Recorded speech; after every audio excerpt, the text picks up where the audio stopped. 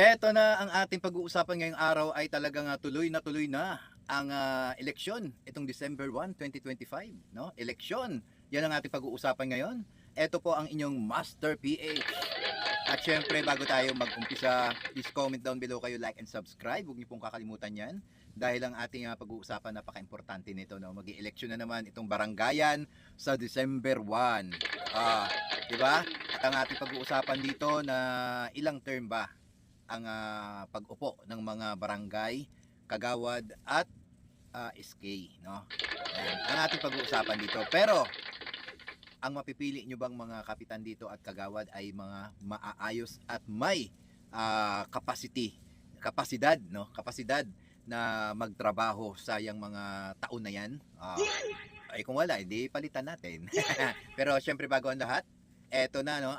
Pakinggan natin itong si Lenny Robredo, no, at si Escudero. Sino kaya itong isa nito? Si Robin Padilla. Pero shout out muna sa atin lahat, no? Shout out sa mga nanonood diyan. Maraming salamat sa nagsa-subscribe sa atin, subscribe sa atin diyan. Please mag-subscribe pa kayo. Tulungan niyo pa ako na dumami tayo at para ma-monetize tayo. At ito na, pakinggan natin ito. Pero ngayon daw yung pinaka-latest na LEDA, parang ang direksyon matutuloy. Kaya sabi ko kay Senator G sa akin, selfish motives. Pero ayoko pa sana matuloy. Pero i-discuss pa naman nila. Pero siguro si Senate President can expound on that. Parehas ni Ma'am Lenny, wala naman siguro may local na gustong matagusan eleksyon. Pero ang discussion, ang talakayan sa LEDA ng isang linggo, ang direksyong tinatahak ay matutuloy ang eleksyon. Pero pagpapasa Ayan na, matutuloy ang eleksyon pero pagpapasyahan muna. Ayan na naman tayo, no? Itong impeachment nga, naurong hanggat sa mawawala na ng gana, baka mamaya matatapos na lang ng impeachment na yun, hindi mo na mapag-usapan ng gusto, no? At hindi natin alam kung may impeach o hindi, no? At mababaliwala na lang. Itong si Escudero mahilig sa delay, no? Mahilig sa delay. O, di ba? Kaya pakinggan nga muna natin. papasahan ba yan ng Kamara at ng Senado? Yun lamang yung giya na binigay nila ng LEDA. At ang term ng barangay ay magiging 4 na taon na. O yan, 4 Dahil hindi Senate yung term noon, di ba? Pinagpaliban lang yung eleksyon, tapos Senate yung eleksyon sa Disyembre ng taong ito. Hindi binanggit kung ano yung term. Ito, pinagkasundoan na yung term ay 4 na taon sa 4 na LEDA. taon. Pero hindi ko pag-uusapan, tatalakayin at pagbobotohan pa rin yan sa plenaryo ng Kamara at ng Senado. Ang pinasang version ng Senado ay postpone ang eleksyon pero 4 years ang term. Ang pinasa ng Kamara, postpone pero 6 years ang term. Pero yun ang pag-usapan sa LEDA noong nakaraang linggo, tuloy pero 4 na taon. Ayan na. Ibig sabihin doon, pinag-usapan daw sa Senado, 4 na taon. Postpone. Ito namang sa Kamara, no? Sa Kongreso ay 6 na taon, postpone din. Yung sinasabi nilang LEDA, no? Yung LEDA naman ay pinag-usapan daw 4 na taon pero sure na matutuloy, no? Ituloy na 'yan para hindi na lagi na lang tayong delayed, no? Ang pangit talagang madidelay ang barangayan. Alam mo kung bakit? Sabi nga ni Vico Soto, ang laki ng budget ng barangay at yung barangay, no, maliit man o malaki. Ang malaking barangay ay nasa 5 million. O, si Vico Soto nagsabi niya na, at 3 million naman sa maliit na barangay. So, ibig sabihin, malaki talaga ang budget ng barangay ninyo dyan, no? Pero syempre, ayon yun sa laki at liit ng barangay, no? Nakadepende. Pero bagamat may budget ang barangay, sana naman merong proyekto ang barangay, no? Kahit man na magpalinis ng kanal, magkano lang naman ang gagastusin diyan? 5 million yung pera, di ba? Ito magbabaha na naman, no? Baha na naman yung lugar natin. May paglilinis sa mga lugar sa barangay ninyo ay hindi nagawa na hukayin ang mga basura sa kanal. Di ba? Isang proyekto din 'yan na dapat na gawin sa barangay. At itong mga burulan, no? Mga burulan, dapat sana may mga tamang burulan talaga ang lugar diyan sa barangay natin. Kasi kung walang tamang lugar ang burulan na 'yan, kawawa naman yung mga tao pakalat-kalat. 'Di ba? Totoo talaga, 'di ba?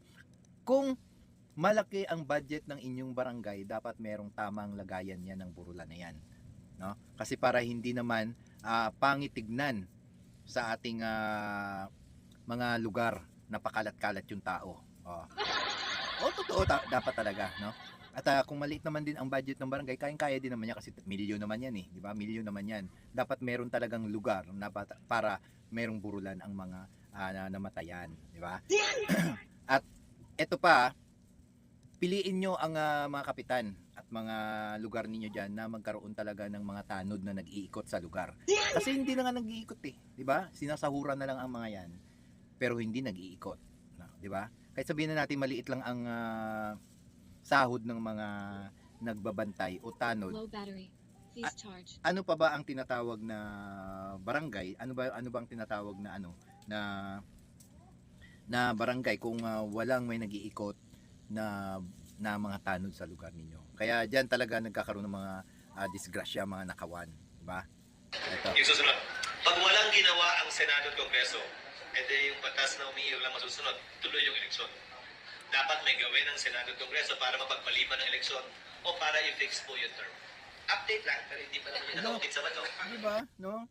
May gagawin daw ang Senado at Kamara para daw mapagpaliban na naman ang botohan itong barangay. Dapat hindi. 'Di ba? Dapat gawin na talaga nila 'yan kasi matatapos na yung mga term ng mga uupo at may panibago na tayong pipiliin diyan. Hindi yung sila na naman at wala na namang nagagawa. No, paano natin malalaman ang ating barangay na nagtatrabaho kung hindi natin palitan yung mga nakaupo na yan? Kasi alam na natin eh. Alam na natin 'yan. Pag sila ulit ang uupo diyan, walang mangyayari sa barangay natin, nakanganga tayong lahat at hindi talaga mangyayari ang gusto ng mga tao na magkaroon ng maayos na komunidad ang isang barangay.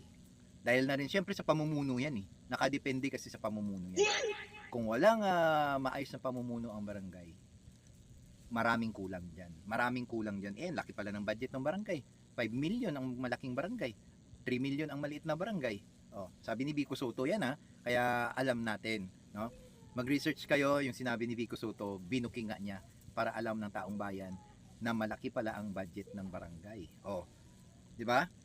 Alamin nyo at magmuni-muni na rin kayo kung bakit walang mga proyekto ang mga barangay ninyo diyan. Siyempre, magugulat ka na lang, may bagong kotse si kapitan. May bagong kotse, may bagong bahay, 'di ba? Pamilya rito, pamilya dito, pamilya doon, papuntang abroad, 'di ba? Kasi yung budget ginastos na pala doon. Ginastos na pala ni kapitan ang budget ng barangay para sa barangay niya. 'Di ba? May napapansin ba kayong kung meron kayong napansin na mga barangay na malinis o yung mga kanal ay nagpapalinis, mga precast, tinatrabaho, no, tinatanggalan ng basura, yun siguro masasabi natin na maayos na pamumuno sa barangayan. Diba? Pero kung nakatunganga lang sa hangin ang inyong mga kapitan na walang ginagawa diyan, patulog-tulog, President Marcos ay pwede nang tanggalin to sa posisyon, di ba? At itong susunod na eleksyon, December 1, 2025, mamili naman tayo ng maayos. Mamili tayo ng kapaki-pakinabang na kapitan. Yung may mabuting kalooban, mabait sa mamamayan, yung hindi madamot, yung laging may ginagawa na proyekto sa inyong mga barangay, at lalong-lalo na may mga nagagawa talaga sa mga taon na yan, hindi nga. Diba?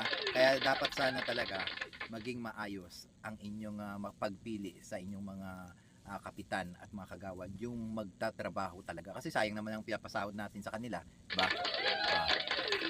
Sayang naman ang pinapasahod natin sa kanila na hindi sila magtatrabaho. Diba? Kaya dapat piliin natin yung mabuti at maayos magtrabaho sa ating barangay. Ito, ipapanood ko lang ulit sa inyo yung sinabi dito para klaro tayo, no? Klaro. Ito na. Pero ngayon daw, yung pinaka-latest na LEDAC, parang ang direksyon matutuloy. Kasi sabi ko kay Senator G sa akin, selfish motives. Pero ayoko pa sana matuloy. Pero i-discuss Ayaw pa niya naman matuloy. nila. Pero siguro si Senate President can expound on that. Parehas ni Ma'am Mary, mula naman siguro may local na gustong matagusan ng eleksyon. Pero ang discussion, ang talakayan sa LEDAC ng isang linggo, ang direksyon tinatahak ay matutuloy ang eleksyon. Pero Dapat pagpapasahan ba yan ng Kamara at ng Senado, yun lamang yung giya na binigay nila ng LEDAC. At ang term ng barangay ay magiging 4 na taon na.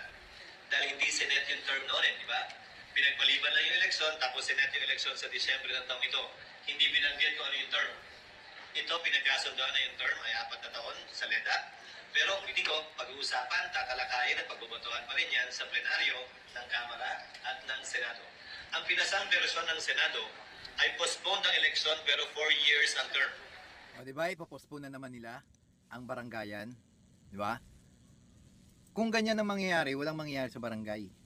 O, di ba? Ipopostpone na naman nila. Buti na lang itong LEDA nagsalita na tuloy ang barangayan. Ewan ko anong LEDA na yan, ano? Ay, LEDA na yan. Siguro isang sangay na naman ng gobyerno ito, no? Na talagang talagang pinupursige na ituloy itong barangayan na eleksyon sa December 1.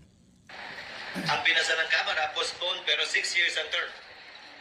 Pero yun ang pag-usapan sa LEDAC noong nakaraang linggo, tuloy pero 4 na taon. Yung susunod. Pag walang ginawa ang Senado at Kongreso, edi yung batas na umiiral lang masusunod, tuloy yung eleksyon. Oh, yan, oh. Dapat may gawin ng Senado at Kongreso para Wala na, mapagpaliban wala ng na. eleksyon Hindi naman o para maniwala. i-fix po yung term. Update lang, pero hindi pa naman yung nakabukid sa bato. Yung sinabi ko kay SP Nako. Pag-uusapan na naman nila yan na hindi na naman matutuloy. No? Hindi nga, wala na naman mangyayari sa barangayan, di ba? Kung hindi na naman nila itutuloy itong taon na ito. Kaya nga umaksyon na yung itong LEDA na itutuloy na para matapos na, di ba? Mapalitan na. Iba naman ang paupuin natin, hindi lang na kayo at kayo pa rin, di ba? Dapat lang talaga napalitan na. Sige na. At bago tayo magtapos, please po, update lang naman tayo dito sa barangay na December 1, no? 2025 ay tuloy na po ang barangayan. Sabi ito ng LEDA, no? At piliin natin ng mabuti at maayos itong kapitan na upo at mga kagawad. Itong December 1, 2025. Yan. Maraming salamat. Ito po ang Master PH. Please po comment down below kayo, like and subscribe sa ating channel. Yan. Mag-ingat kayo lahat. God